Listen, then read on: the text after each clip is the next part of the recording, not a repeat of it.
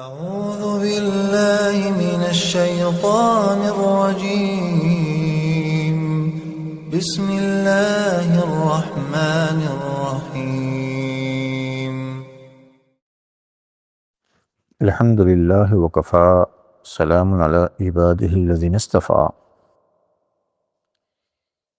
عبداللہ ابن عباس رضی اللہ عنہ کی روایت صاحب مشکات نے امام بہقی رحمہ اللہ کے حوالے سے نقل کی ہے کہ اللہ کے رسول صلی اللہ علیہ وسلم نے ارشاد فرمایا، اول من یدعا الی الجنہ یوم القیامہ الذین یحمدون اللہ فی السراء والضراء، کہ قیامت کے دن سب سے پہلے جن لوگوں کو اللہ کی طرف سے جنت کی طرف بلایا جائے گا،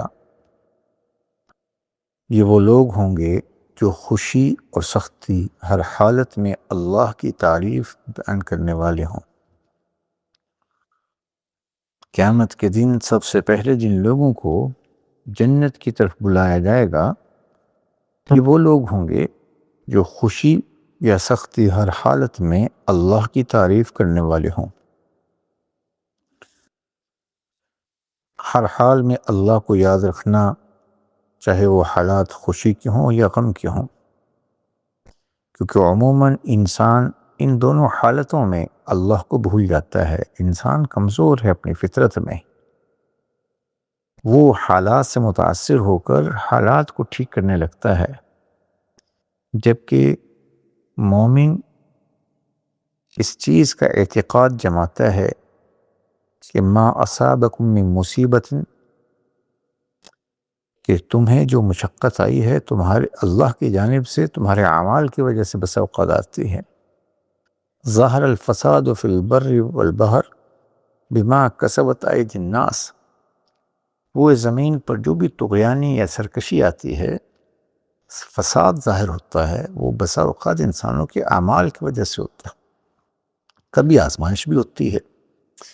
لہذا ہر حال میں مومن اللہ کی جانب متوجہ رہتا ہے۔ اس لیے نبی علیہ السلام نے ایک موقع پر فرمایا کہ مومن کی بھی عجیب شان ہے، جب مصیبت آتی ہے تو صبر کرتا ہے، اور جب کوئی خوشی ملے تو اللہ کا شکر ادا کرتا ہے، اور ان دونوں حالتوں میں اللہ کے ہاں یہ ماجور ہوتا ہے، اجر پاتا ہے۔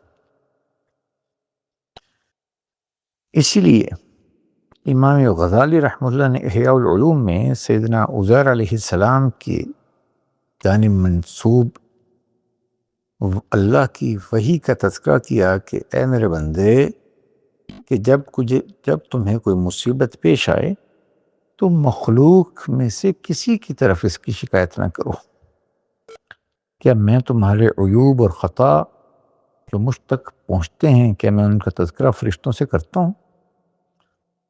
لہذا ہر حال میں اللہ کی جانب متوجہ رہنا، خوشی ملے میرے رب کی مرضی، آزمائش آ گئی اللہ کی جانب سے آئی، انسان عافیت مانگتا رہے، آزمائش مانگے نہیں، لیکن اگر آ جائے تو اس پر ثابت قدمی دکھائے، اللہ سے عافیت مانگے اور اللہ ہی سے دعا مانگے کہ اللہ اس حالت کو تبدیل فرما دے۔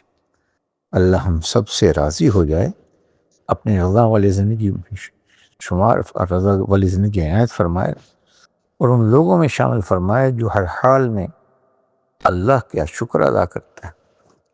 اللہ تیرا شکر ہے، الحمدللہ علی کل حال۔ السلام علیکم ورحمۃ اللہ وبرکاتہ۔